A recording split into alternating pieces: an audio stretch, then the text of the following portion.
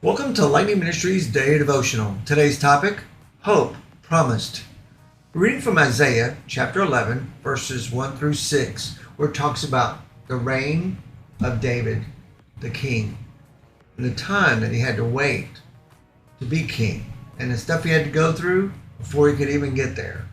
But realize that sometimes for even me, it's hard to understand or grasp the time between certain events in the Bible. I realized that after 400 years before the Old Testament was completed, God had directed his next revelation for us as his believers and followers. So let's put the span into terms that you and I can better maybe understand or comprehend. In 1620, the Pilgrims landed on the shores of what we would now call Massachusetts. That was 404 years ago. Now, think of all that had happened since then. Everything from American Revolution to man walking on the moon to the creation of artificial intelligence, better known as AI. That's too funny. But God's people, that's you and I, have waited that long without the word from the Lord. What would we have done? I don't know. While many grew despondent and others clung to hope, which is what this message is about, I'll give you an example of a young lady by the name of Anna.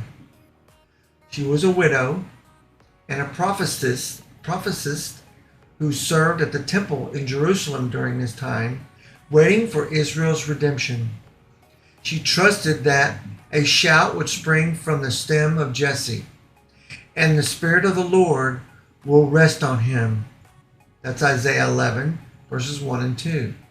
Now, this promised Messiah would bring order, counsel, wisdom, and even strength, as he delighted in the Lord, and he would make everything right. Now, that's a big hope for it, isn't it? Then, at the appointed time, Anna witnessed the miracle of the fulfillment prophecy as she gazed into the face of the tiny baby Jesus.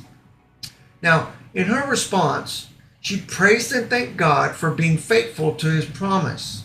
You can find that in Luke chapter 2, verse 38. Now, like her, you and I can praise God, secure in our knowledge that God will do all he says he will do. One of the things that we're looking for in this year is hope. We know that the word says that it's promised to us if we'll just believe it. But what are you trusting in? Are you trusting in yourself? Are you trusting in your job? Are you trusting in someone in your family that's maybe helping more than you would maybe expect them to do? What are you really hoping for?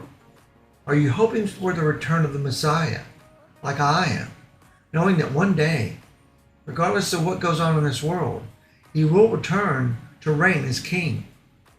And all of us that are walking with him and talking with him and building a relationship will be called up into the sky to join him in the new heaven. I challenge you today, if you haven't sought it out, or if you're not sure about God's promises, which there are many, I challenge you to seek out hope, because by faith, you can hope in his return. I want to thank you for taking the time to listen to me today and hear what God has to say through me to you. Have a blessed one.